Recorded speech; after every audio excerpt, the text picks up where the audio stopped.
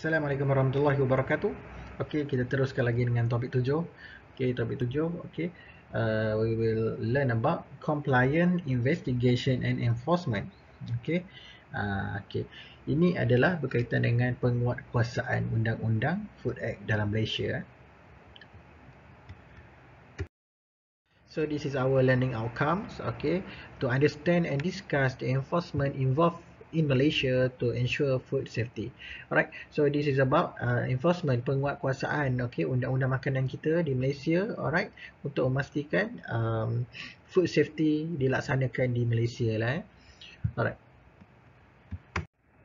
Okay, so sebelum kita mula apa-apa, kita nak terangkan mengenai dia punya term, okay. Dalam tajuk tadi kita ada compliance, investigation dengan enforcement.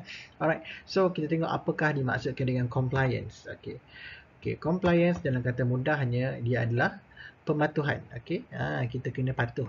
Alright, okay, so dalam bahasa panjangnya to act in accordance, okay, act in accordance with request or command, rule or instruction. Bermaksudnya pematuhan, act of accordance, buat mengikut kehendak, peraturan, arahan. Alright, itu maksud dia lah. Compliance, maksud ikut lah. Kalau ada peraturan kita ikut, so kita comply, kita melakukan compliance. Alright, okay. Kalau kita dalam istilah dalam food industry pula, kita mematuhi undang-undang, so itu dah jatuh kepada kita panggil sebagai legal compliance. Kalau legal compliance tu bermaksud pematuhan terhadap undang-undang, akta. Alright, okay. So next term yang kedua kita ada investigation. Okay. Investigation apa? Maksudnya adalah siasatan. Okay. Alright. So dalam bahasa panjangnya dia adalah process of collecting information and evidence in order to reach some goal. Okay.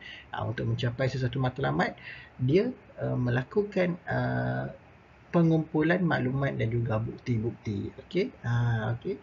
Itu adalah definition of investigation. Alright. So last kali kita ada term enforcement. Yang saya katakan tadi, penguatkuasaan. Alright, penguatkuasaan ini adalah okay, compelling observance of compliance with law, rule or obligation. Okay, maksudnya satu tindakan, act of compelling observance. Okay, satu tindakan di mana orang patuh kepada undang-undang. Okay, satu tindakan untuk observance, okay, pemerhatian, monitor, okay, untuk memastikan, dia perhati untuk memastikan peraturan-peraturan itu diikuti. So macam mana dia nak ikutkan? Dia kena buat penguatkuasaan. Alright, so dia monitor, tengok pastikan orang melaksanakan undang-undang ini. Okay, kalau tak patuh akan dikenakan tindakan. Alright. So dengan enforcement ni dia tujuan dia adalah untuk correct violation, okay, membetulkan sebarang kesilapan, kesalahan dan juga menghalang daripada insiden. Okay, bermaksud apa-apa saja keadaan yang tidak diingini yang membawa kecelakaan. Okay, dalam term kita adalah food industry lah. Okay, kita tak nak ada foodborne illness dan sebagainya lah. Right, so ini maksud term-term tu, compliance, investigation and enforcement. Alright, so persoalannya di sini, why enforcement is important? Kenapa penting enforcement ni? Kenapa penguatkuasaan ni penting?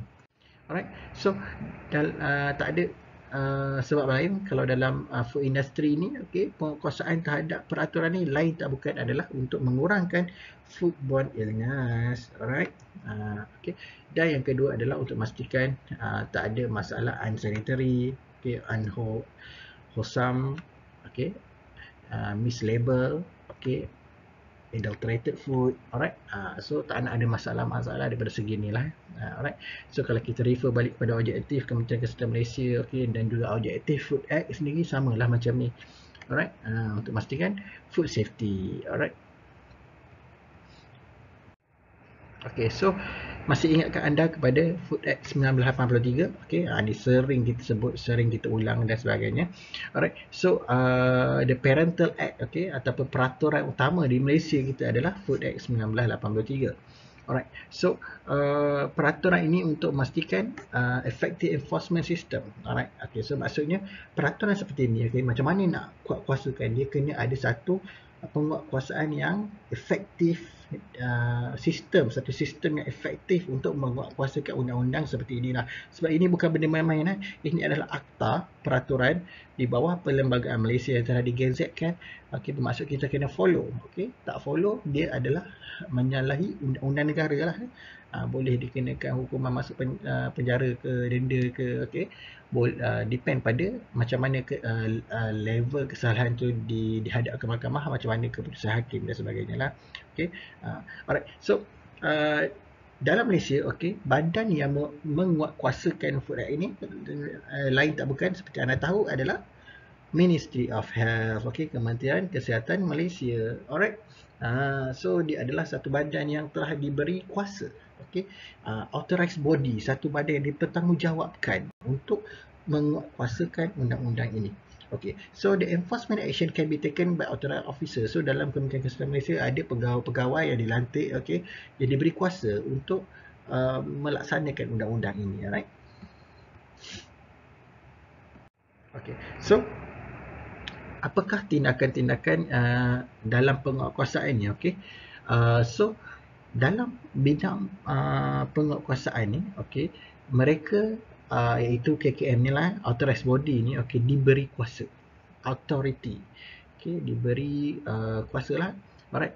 Okay, yang pertama adalah dia boleh seizing food, okay, suspected to be unfit for human consumption. Bermaksud dia boleh tahan makanan tersebut, dia boleh halang makanan tersebut daripada dijual sekiranya dia ada suspicious terhadap makanan tersebut mempunyai masalah daripada segi keselamatan. Alright, so dia ada kuasa untuk halang produk daripada dijual. Alright. Yang kedua, dia ada kuasa untuk buat inspection. So bila-bila dia datang untuk inspect mana-mana kilang ataupun premis makanan, dia boleh pergi anytime dia nak. Dan pemilik kepada bisnes tersebut kena bagi, wajib bagi inspektor daripada KKM ni untuk datang buat inspection. Okay, dia ada kuasa. Alright, so next, formal legal notice. Okay, bermaksud dia ada kuasa untuk mengeluarkan arahan. Kuasa untuk mengeluarkan arahan. Okay, contohnya kilang yang mengeluarkan makanan halal, okay, dia keluarkan satu guideline, satu arahan, okay, untuk masa COVID ini tidak dibenarkan beroperasi. Contoh macam tu. Okay, so kilang tak boleh beroperasi, contoh macam tu. So dia ada kuasa untuk mengeluarkan sebarang arahan-arahan rasmi. Okay. Okay, yang seterusnya, okay, dia ada kuasa untuk keluarkan arahan. Okay.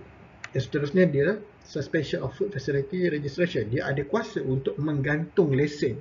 Okay, untuk menggantung lesen pendaftaran sesebuah premis makanan ataupun kilang. So ada isu, dia boleh gantung. Okay, so dia ada kuasa. Alright. So next, mandatory recall. Okay, dia boleh initiate product recall.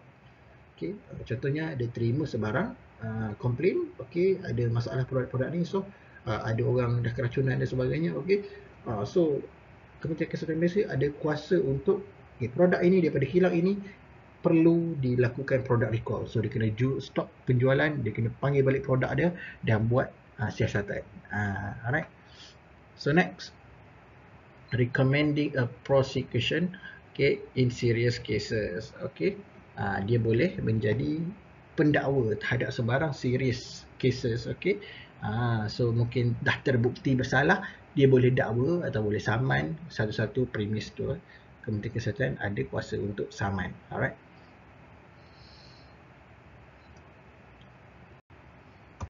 Okay, seperti kita tengok tadi, antara kuasa KKM adalah untuk buat inspection. Alright, so first kali kita akan tengok notice of inspection. Alright, so one of the power, okay, authorization that given to KKM, they can do any inspection whenever or wherever they wanted. Alright, so kalau dia contoh dia nak pergi satu kilang tu, Okay, dia kata dia nak buat inspection, so kilang itu kena bagi. Alright, so an authorized officer, okay, pegawai ini dilantik, alright, oleh local authorities, okay, dalam kata lain Kementerian Kesihatan Malaysia lah, alright, dia boleh buat assessment ataupun inspection. Okay, maksudnya dia akan buat inspection dan dia juga akan menilai. Okay, dia check dan dia nilai. Okay, inspection and assessment to determine if the business is complying with the food law. Adakah premis makanan tersebut mematuhi peraturan makanan, okay, mematuhi Food Act and Food Regulation. Alright, dan juga menghasilkan produk makanan yang selamat. Okay, so for example, okay, ini kalau di luar negara, okay, kita ada FDA, okay, dia buat inspection. Kalau di luar negara, FDA yang buat, okay, inspection untuk cek adakah dia mematuhi peraturan yang dikuatkuasakan di negara tersebut. Okay, adakah benar-benar dilaksanakan di premis makanan. Okay, alright, so apa benda selalunya sebab-sebab inspection ini dilakukan? Okay, so pertama adalah dia untuk food hygiene and food standard inspection, dia nak pastikan penuhi peraturan food law dan juga food standard. Okay, yang kedua dia datang nak ambil sampel. Alright, kadang-kadang mungkin nampak bersih tapi dalamnya banyak bakteria dan sebagainya. So walaupun dia dah puas hati dengan lawatan, tapi selalunya dia still akan minta sampel untuk dibawa balik. Okay, macam Kementerian Kesihatan Malaysia, dia ada makmal makanannya tersendiri. Okay, setiap negeri ada makmal dia. Okay, so dia akan ambil sampel dan dia akan bawa ke makmal Kementerian Kesihatan Malaysia, dan untuk ditengok kandungan mikrob di dalamnya, dia akan buat analisis. Alright, so selalunya dia akan datang, dia akan minta sampel lah. Okay, selalunya mungkin dia tak akan minta satu sampel, dia akan minta beberapa sampel untuk dibawa balik. Okay, dan kilang kena bagi secara percuma. Okay, dia kena bagi. Okay, and then next, complaint follow up. Okay, maksudnya tiba-tiba Kementerian Kesihatan Malaysia terima aduan, okay, complaint. Okay, so untuk buat siasatan, dia pergilah inspect tempat tu. Alright. Okay, sebab yang terakhir adalah advisory visit. Okay, kadang-kadang dia dipanggil untuk bagi khidmat nasihat. Okay, untuk industri-industri yang baru, especially dia nak belajar. Okay, so dia ataupun dia nak bagi penambahbaikan. Alright, so dia boleh juga buat lawatan dan juga inspection. Okay, so sebenarnya penguatkuasaan ni, okay, inspection ni, dia sebenarnya membantu ekonomi negara, membantu untuk dia berkembang dengan baik. Okay, kenapa? Sebab apa? Sebabnya bila ada lawatan-lawatan seperti ini, okay, ada kuasa-kuasa yang diberikan kepada badan-badan seperti ini, so kita selaku consumer, kita rasa yakin, okay, kita rasa selamat dengan makanan yang ada di negara kita. Alright, so sebab apa? Sebab kita ada peraturan dan ada penguatkuasaan, so rakyat rasa selamat, okay, dan tidak takut untuk berbelanja dan juga mengembang ekonomi negara. Alright, seterusnya. Okay, so dalam inspection juga, okay, dia akan tengok hygiene. Okay, hygiene, adakah peraturan hygiene dilaksanakan. Alright, so dia akan tengok juga dalam pemrosesan, food production, okay, dan distribution process. Okay, maksud dia akan tengok mungkin actual process. Okay, dia masuk ke tempat proses, dia akan tengok satu persatu proses, dan juga mungkin dia akan tengok juga macam mana dia dihantar ke premis ni. Okay, walaupun kadang-kadang dia tak mampu untuk tengok semua sekali proses, tapi at least dia akan semak dokumen, dia akan minta record semua record yang dilaksanakan di dalam premis tersebut lah. Okay, so to do this, they will look at, okay, so dia akan tengok how your work of food safety management system, type of food that you make, prepare. Okay, so dia cakap kat sini, okay, ini adalah benda-benda yang dia check. Okay, dia akan tengok macam mana your work food safety management system and the type of food you make. Okay, macam manakah pengurusan keselamatan makanan dilaksanakan di premis tersebut. Okay, bergantung pada jenis makanan yang dibuat di situlah. Okay, dan macam mana dia di prepare. Okay, so they have right to enter and inspect your premise at any reasonable time. So bila-bila masa sahaja dia boleh datang untuk check. Okay, dia nak bagi tahu awal ke, dia tak nak bagi tahu awal, dia ada kuasa. So selaku penghilang dia kena bagi penguat kuasa masuk lah. Alright, so selalunya penguat kuasa ni dia datang tanpa ada temu janji, selalunya lah. Tapi kadang-kadang dia bagi tahu juga, dia depend ikut suka dia. Okay, dia nak bagi tahu dia nak datang ke ataupun dia tak nak bagi tahu, tiba-tiba tahu-tahu ada depan kilang, tahu depan kilang ada dia orang. Alright, so penguat kuasa akan datang anytime dia nak. Okay, so how often your business is routinely inspected will depend on the type of business. Okay, berapa kerap dia datang tu depend pada jenis perniagaan tersebut lah. Okay, adakah yang berisiko tinggi ataupun berisiko rendah. Okay, berdasarkan data dan juga history performance kilang tersebut ataupun jenis makanan. Alright, so sekurang-kurangnya dia akan datang check at least 6 bulan sekali. Okay, tapi kadang-kadang lebih kerap, ada juga sebulan sekali pun ada. Alright, so authorized officer will offer help and advice on food safety. Okay, so yang datang check ni dia akan bagi kalau ada benda yang dia nampak kurang, dia akan bagi nasihat dan akan bagi penambahbaikan. Okay, so selalunya kalau apa-apa dia komen, okay, ada masalah kat sini kat situ, so kilang kena buat immediate action, serta-merta dia kena baiki. Alright, okay, dia tak boleh tangguh-tangguh bagi alasan tu, bagi alasan ni. Alright, lama-lama silap-silap boleh dia kenakan tindakan. Alright, so selalunya bila ada kuasa macam ni, barulah industri ataupun penghilang makanan, premis makanan ni dia takut dan dia patuh.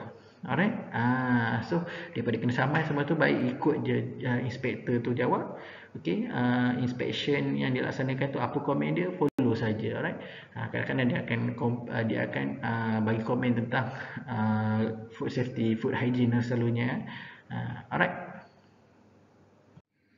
okay, so tadi proses apa ni kita panggil inspektor punya notice of inspector. Okay, bila dia nak inspect lah. Alright, so sekarang kita akan memfokuskan kepada inspection process. Apa benda yang dijalankan sewaktu inspection itu dilaksanakan. Alright, so food inspection. Okay,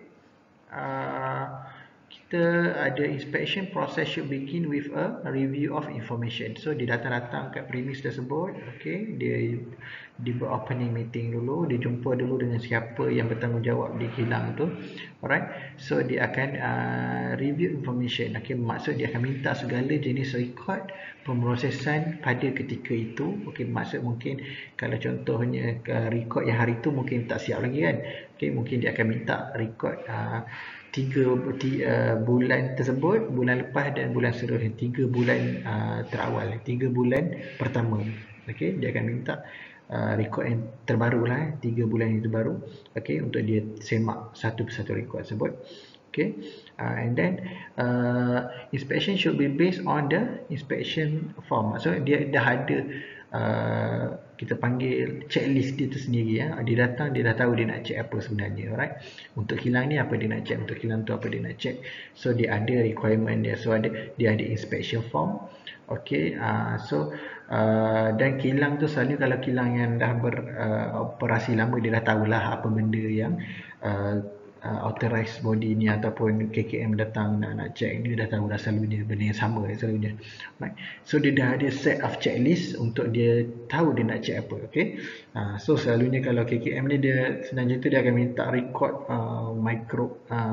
record micro, okay, micro analysis, okay, record production, record QA, okay, quality control dengan quality assurance, okay, record pest control, tu benda-benda yang biasa dia minta lah. Okay, so kilang-kilang selalu dah tahu dah benda tu, dia orang prepare dengan file, dia bawa saja dan tunjuk. Okay, and then next, at appropriate point of beginning of inspection, the officer should discuss. Okay, so bila dia dah minta record, Okay, dia akan ceritakan, dia dah semak rekod, dia akan ceritakan sambil-sambil itu kepada mungkin eksekutif ataupun pegawai daripada kilang tu yang ada entertain dia pada waktu tu.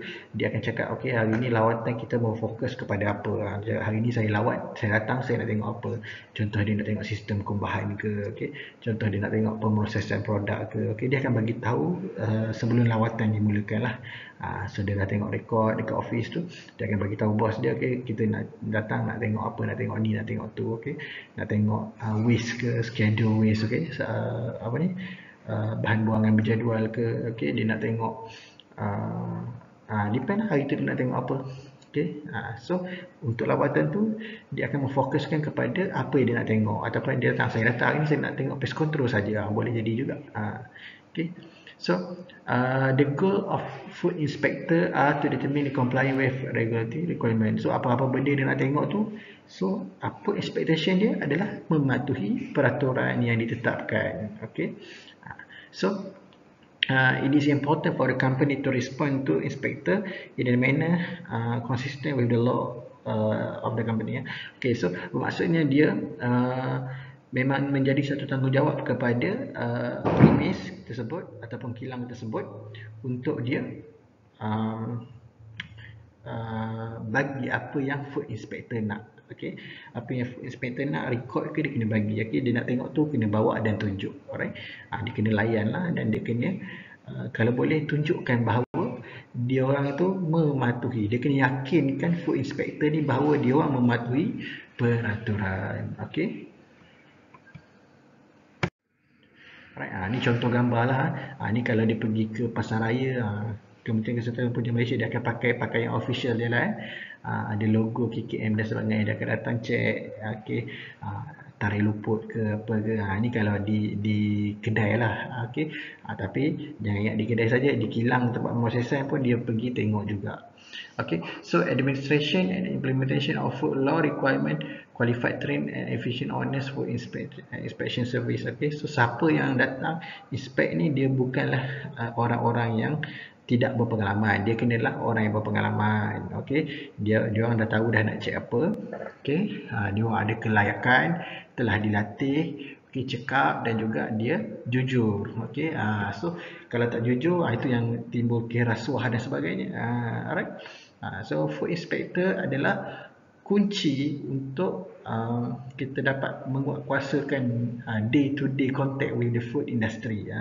Okay, supaya public rasa lebih selamat. Alright, so kita perlukan food inspector yang jujur, amanah, alright, dan mengikut peraturan. Okay. Okay, food inspector kriteria. Ni contohnya, ni kalau kita dengar kat surat khabar tu, okay, lobak masin lapuk lah, okay, ada isu kekotoran lah, nampak tikus lah di kedai kek dan sebagainya, contoh macam tu kan. Okay, so itu semua hasil dapatan daripada food inspector lah. Dia orang lagi check. Alright, sebab dulu waktu saya kerja kilang tu, pernah lah saya bawa food inspector ni pergi check kilang. Alright, so waktu tu ada kes isu kedai kek secret recipe. Okay, waktu tu dia ada isu ada tikus, okay, kat salah satu cawangan dia. So waktu tu auditor yang datang ke kilang saya tu, saya cakap kepada dia, ada kes ni secret recipe. Dia beritahu saya, ke secret recipe tu dia lah yang check. Contoh kan. So food inspector ni mata apa yang dia nampak tu, so kita kena jaga. So jangan buat dia salah faham. Okay, kena pastikan dia betul-betul yakin yang kita ni mematuhi peraturan. Okay, kalau tak, dia boleh jadi isu besar kepada company tersebut. Okay, so food inspector must be trained. Okay, dia kena dilatih untuk pertama memahami proses di dalam industri makanan lah. So dia kena ada kepakaran, sedikit pengetahuan mengenai pemrosesan makanan-makanan tertentu, makanan-makanan yang dia nak lawat. Okay, and then dia kena identify potential safety and quality problem. Dia kena ada kebolehan untuk mengenal pasti masalah yang mungkin berlaku kepada sesuatu premis makanan tersebut daripada segi sudut kualiti dan juga keselamatan. Okay, yang ketiga, dia kena ada skill and experience. Dia kena ada pengalaman dan juga kebolehan untuk dia jalankan inspection dengan baik. Okay, dan juga dia kena ambil sampel, okey, buat penilaian, alright. Tu perlukan sedikit pengalaman dan juga kepakaran dalam bidang-bidang yang tertentu. Okay, so next, uh, have a good understanding of relevant food law. Dia kena betul-betul faham tentang peraturan, okay, food act, food regulation. Dia kena very familiar, okay, sebab dia penguatkuasa, dia kena faham dengan lebih baik lah. Sebab apa? Sebab dia ada sumber rujukan. Kalau orang tak tahu, orang tanya dia, bukan dia pula tanya orang. Okay, sepatutnya dia salah seorang yang pakar sebab dia menguatkuasakan undang-undang tersebut. Okay, so next, understand their power and law. Okay, dia kena tahu di level mana bidang kuasa dia. Dia kena tahu